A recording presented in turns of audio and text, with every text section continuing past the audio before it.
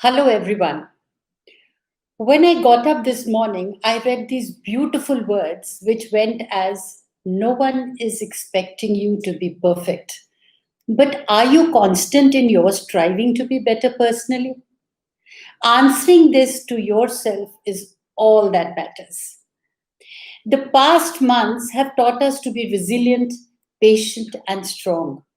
Now, come August, and now the next best thing that we can learn is to be decent to others while being kind to your own self.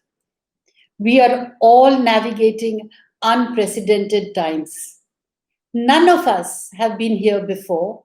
None of us know exactly what will happen. And the only thing we can really do is take one day at a time. Be mindful and remain in the moment. And while we do our best to stay in the present as best as possible, the astrology of the moment is inviting us to practice kindness and decency to ourselves first and then to each other. Now, the planets in August are also somewhat indicating the same two factors for us. Are you being kind to yourself? Is it easy or challenging to be decent to those who see things differently than you? Can you perceive the tension that comes up with others as an opportunity to practice both kindness and decency? Astrology does shine a spotlight on qualities that are most helpful at any given moment. Now, learn about the importance of staying alive and adaptable right now as we are embarking on new territories at this point of the year. We have to stay aware, alive, adaptable, and not be too stubborn or fixed or rigid in our ways because stubbornness or rigidity right now is a bit of an illusion. There is a call to go forward into new territory and experience it. Survival in this world is a choice, not a compulsion. So, when we make a choice, we need to figure out how best we can do it. Contemporary astrology helps how to adapt to new situations by exploring the great potential within us. And since we are aware that we can't go back to the way the things were, what we can do now is to make the situations better to the best of our ability and being proud of the fact that we are realistically positive about the outcomes. An honest insight is an acceptance that even in the past we cribbed because the way things were. Weren't they the way we really wanted them to be? Or were they there? We really wanted changes, so now is the time to work on these changes and manifest them. Let's all be kind to ourselves and decent to others. And this reminds me what our very own Mahatma Gandhi that said, in a gentle way, you can shake the world. Now, for what August inspires us to do, I will be telling you for every zodiac. Libra, August 2020 for you. Well, this month there is a lot of retrograde activity, and four long term planets are in stressful alignment.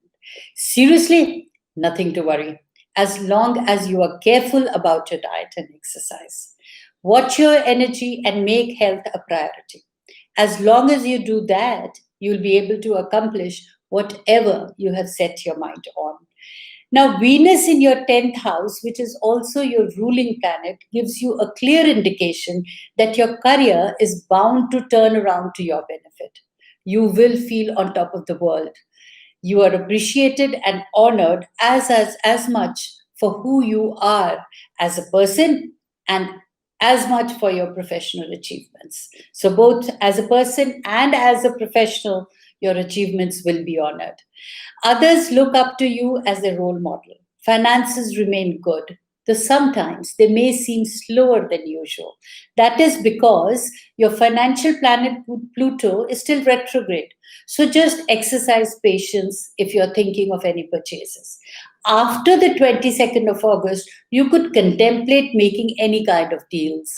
Even though love is active, yet you are bound to feel as if there are many complications. Don't try to rush situations. Sort out issues one at a time.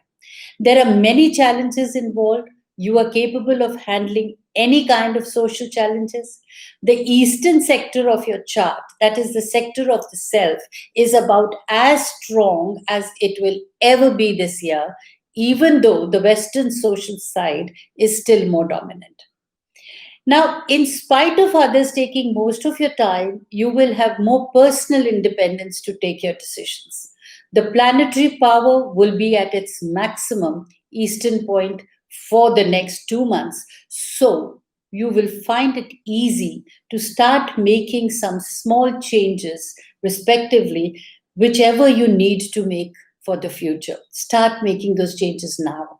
In fact, the changes you make will also benefit others who matter in your life.